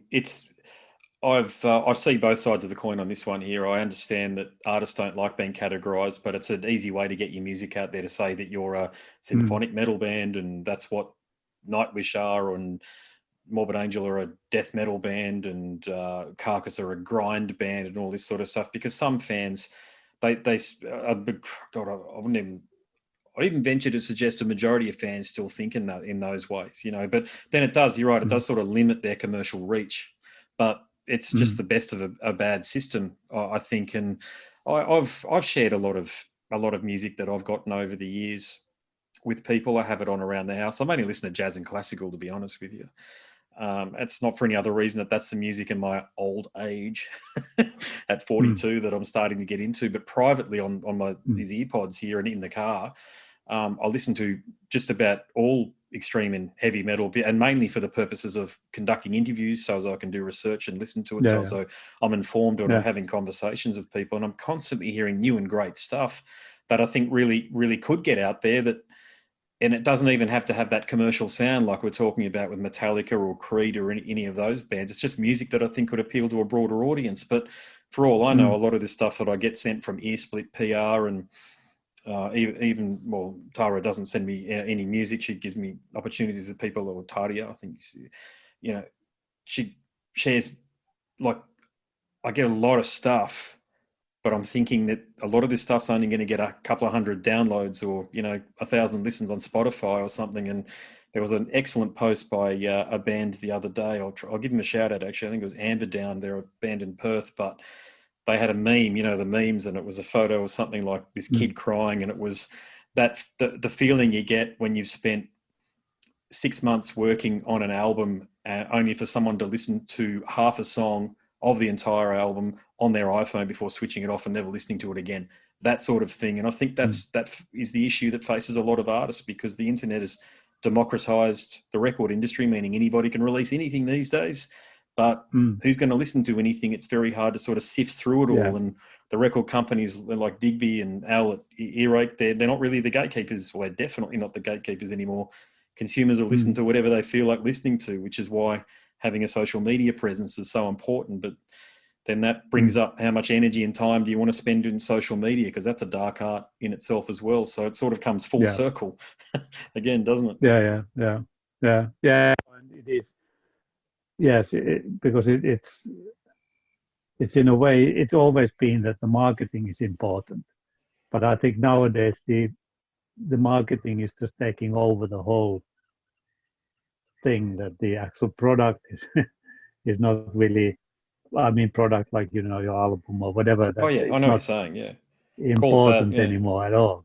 And that's kind of, there should be, well, like how all the big musical magazines work, that music magazines work, that to get like your band featured does mean that there has to be exchange of money, that there isn't anymore that they would just pick up something. Oh, this is a great band.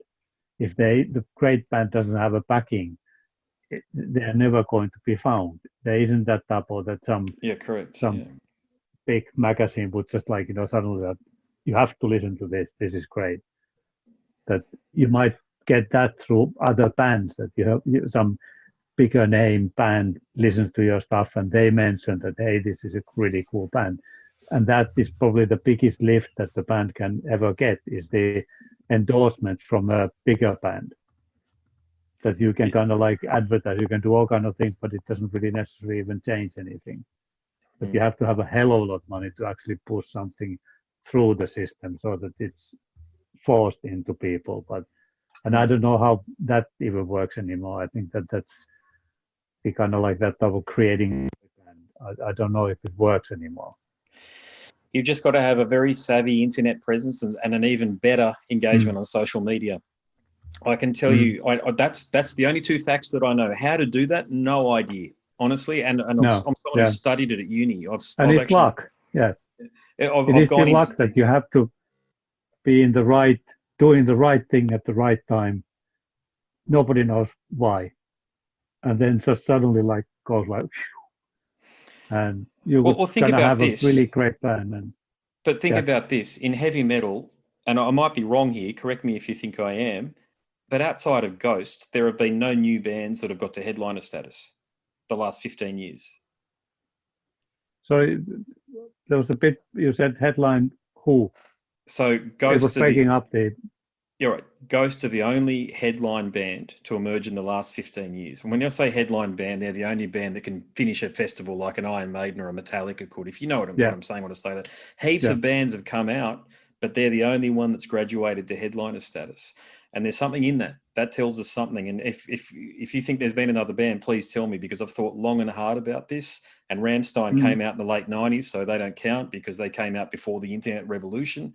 But post-internet revolution, I'd even say 20 years at this point in time. You know, bands like The Killers and stuff, they're not metal, so they don't count. I know they headline Glastonbury and all that sort of stuff, but that's very different to headlining Wacken and Download. But who did we have here in Australia? Korn. Korn headlined, I think the last Download, was it? It wasn't cancelled, was it? I don't think so. No, I think Korn was... God, I'm just going by memory here. I certainly, because I did a review of the 2018 one here in Australia, and I think it was Korn and Good Charlotte. Really? Yeah. I mean, holy shit. And the Rage Against the Machine, Prophets of Rage too. All of those bands have their roots. Good Charlotte, I think, is late 90s, but Rage Against the Machine and Korn are early 90s. I think Rage Against the Machine might even be late 80s, if I'm not mistaken. I could be mistaken on that point. Yeah, it is. Yeah, it is. Yeah. Yeah. No. But you see my point. Yes, and I think there was a talk about it that when the kind of like, you know, big names retire, you know, all the kind of Slayers, and I think Slayer is retired now, isn't it? I think you're right, but God, it's a little ambiguous. But yeah, I think that they've retired. I think there was some minor chatter there for a period of time there, just from some people that I know, that the band might have kept on going in a studio capacity. But I think that's been knocked on the head. I'm not saying that was a fact, by the way, anybody out there listening. But I think Kerry King is adamant in continuing. It just won't be Slayer. It'll just be another band name with possibly everybody except for Tom Araya in the band. Yeah, well, but it is kind of like if they kind of like, you know, Metallica and all these bands stop, it might kill all the big festivals because there wouldn't be anybody to replace them to pull the same amount of people in, which is quite interesting because you have a lot of big names, but they still don't have the same pulling power. So that was quite interesting.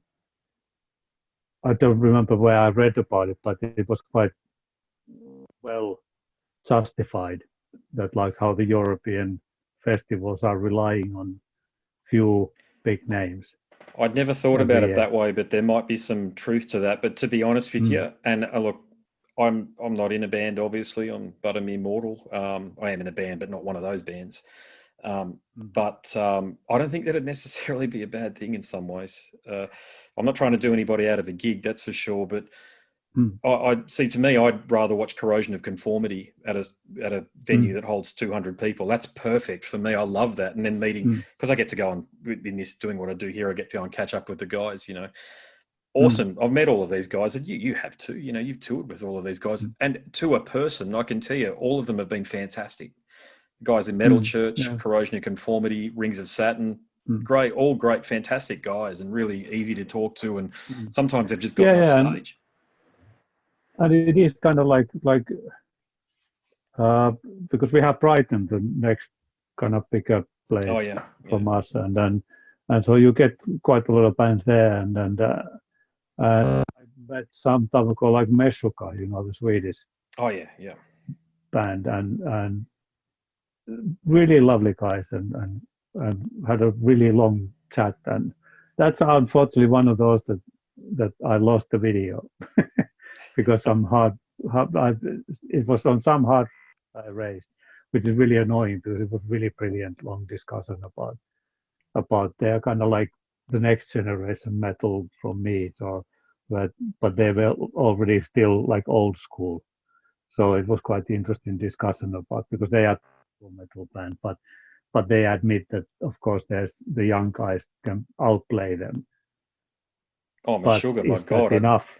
I doubt it. Yes. But that's that. If they're saying that, so be it. Well, But my God, yeah, you have kind of like young kids who are like, pooh, but it's just because Meshuka is Meshuka. They created their sound, and it's the whole. It's kind of like they're a bit in their own world. well, they invented a Also, maybe, genre. The whole gent thing yeah, comes from them. Real, I mean, mm, again, people will probably disagree, or I don't see how they can, but they invented that whole thing. I remember when they were mm, coming through, and when Chaos Fear first came out. I know that's their third album or what have you, but I remember when that came out and thinking, the mm, game's changed. These guys have changed it mm, considerably because there was the Fear yeah, Factory thing that was a bit, to be honest.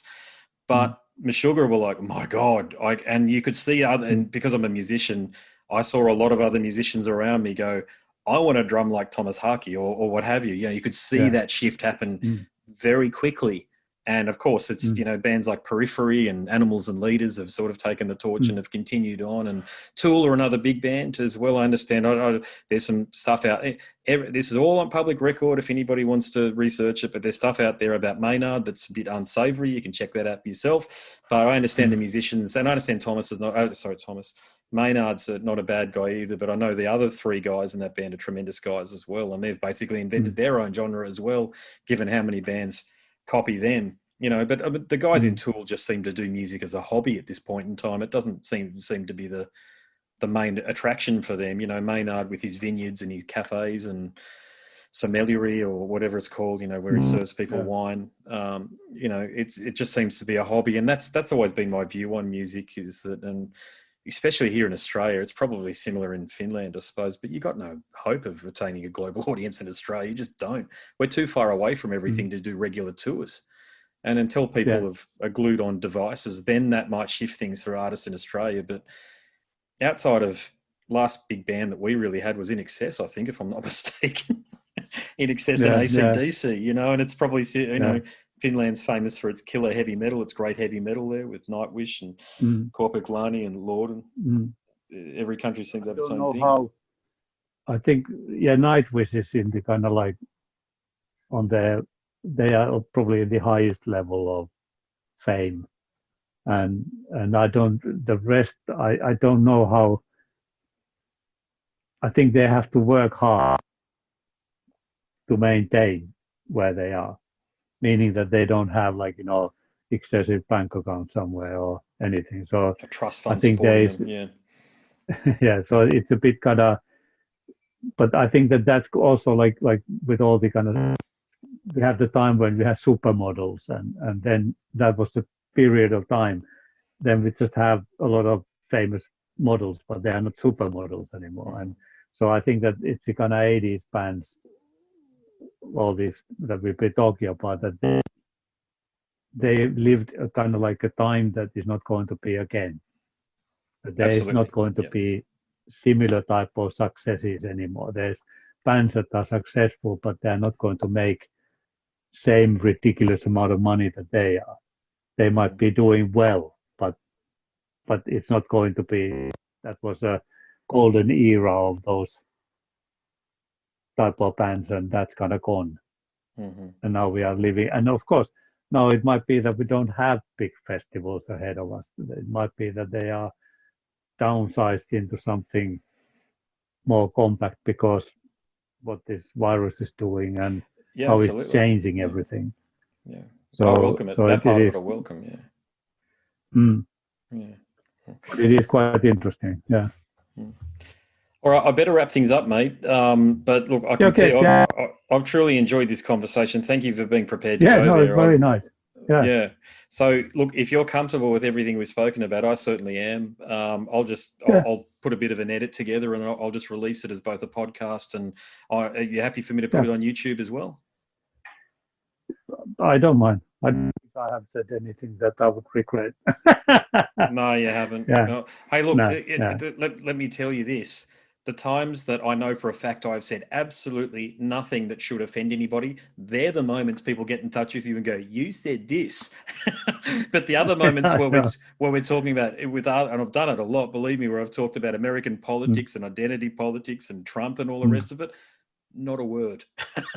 Yeah. Yeah. Yeah. Yeah. No. No. It is right. Yeah. Yeah. Not a word. So I'll Yeah. what I'll do is too, I'll put the video is out, so I'll find, I know Tari has already sent through everything, so I'll just put everything in links on the front, like, you know, the Yeah. intro, so people can just enjoy the conversation and you can have the promotional side of things up front. And I'll try and get it out this week, but it probably more likely will be next week if that's okay. Yeah. Yeah. Yeah. Yeah. And if you're on Facebook or something, we could kind of exchange friend things or Yeah, I'll keep look in you up. contact. Yeah, when I get off here, Yeah. I'll find you. Yeah, you're not hidden Because or what anything. we didn't talk about was that I have a new album coming out and a new film coming out. So there Oh might be gosh, more to talk about. when's Yeah. that coming out? Well, I'm working on it, and it's because I don't know how much you know about me, but I had a band called Sarcophagus, which was the first Scandinavian metal band, and we basically did kind of metal in the 1980s, the music that you could say that is metal. So we were a bit, it was dark and Yeah. I all should have that. done more So research, but I'll explain why I didn't. yeah, no, Because no, no, no. what happens We is can talk another time. I'll Yeah, tell you what had just I'll share this with you quickly. I've done, you know, I've done plenty of interviews, and what I tend to do is I go so broad we end up not talking about the thing that we've initiated the yeah, conversation yeah, yeah, about. yeah, And so yeah, if I found that out about yeah, you, believe me, we would be here for 5 hours or something like that. Because to yeah, me, Scandinavia is the epicenter of the best heavy metal ever created, yeah. and Well, you can Finland, check of out the course, Promised Heavy Metal, the film, and and check that out. And Sarcophagus, it's spelled with the F instead of PH.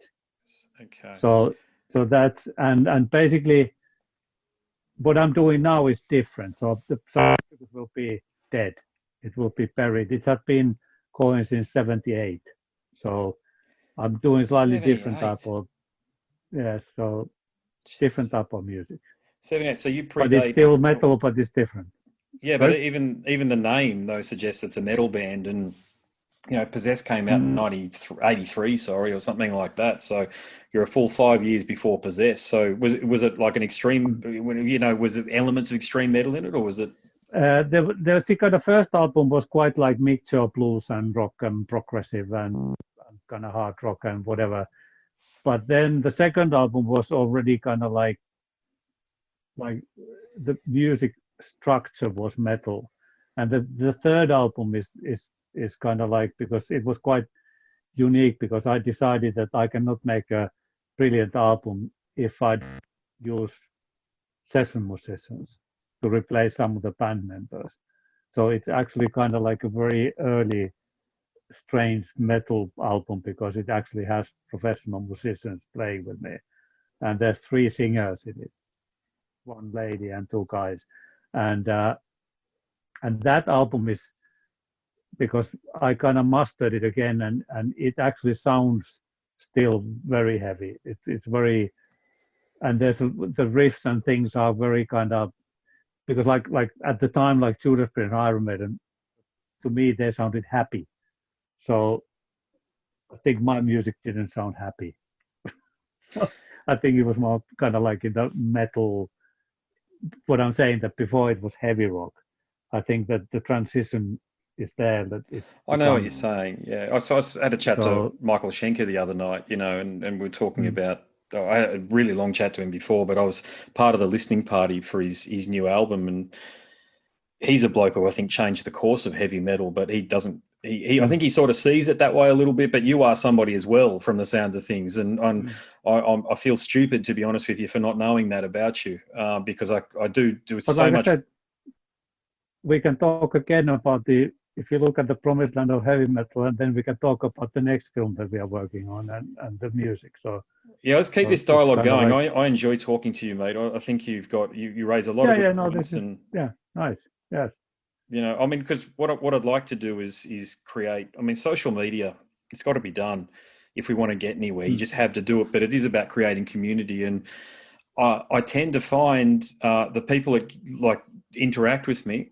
A lot of them are South American, and like from Brazil, and and one fellow in particular is in the UK there, but he's Brazilian, and they're the ones that are, and they're great fans, and so I'm really sort of trying to maybe leverage. I mean, I can't speak Spanish, that's a problem, but I know there's all these markets out there. I'm just trying to sort of think outside the square is my point, and build a community that way. And I think with people like yourself, because this is a genuinely interesting conversation for people to listen to.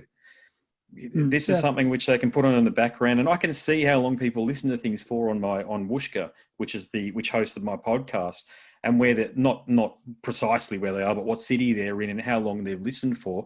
And a lot of my stuff, well over half of my stuff, which is a good average, by the way, people listen to the whole thing, not just 5 minutes and then skip to the next episode in 5 minutes, etc.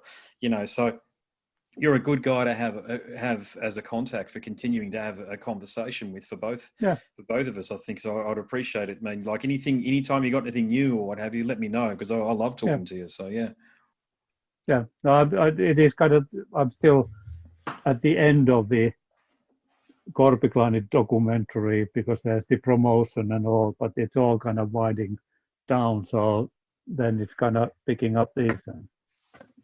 Nice. Good stuff. Yeah, I got mine at the back there. We see it. Yeah.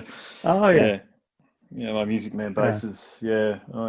So I play in covers bands. It's the only way you can have a gig in Australia is by playing covers. If you play originals, nobody gives a shit. You know, you're playing to like your friends and family. It's the same here. That it is kind of the unfortunate, because Britain is really bad with it. There's not a lot of venues.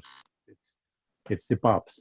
So yeah, it's the same here. Well, Australia and we don't like to admit it, but Australia and England are virtually the same. As you know, we come from them, and in terms of our society and our culture is built on the English influence, and so yeah, it's all pubs for us as well, or leagues clubs or RSL clubs. Thank God for them, to be honest with you, because if it wasn't for them, I wouldn't have places to play. Even though I don't like going into them I won't go into them voluntarily, because there's the pokey machines. They're all the way through them, and it's a bit depressing, to be honest with you, because you see the same people that you were in there 6 months late. You know, you went there 6 months earlier, and then you go back 6 months later, and the same people are in there, and they're just drinking and pissing their money away. And I hope for more than that for people, to be honest with you. I don't look, lead your life, do whatever you got to do to get through to the end of each day, provided you're not hurting anybody. But I just hope for more than that for people. But mate, look, I'll wrap things up. Thanks so much. I'll put it out. Okay. Thank you so much for listening to and for watching the Scars and Guitars podcast series. My name's Andrew Mackay-Smith. The interview subject you just heard from Kimmo Kuusniemi. Thanks so much for tuning in.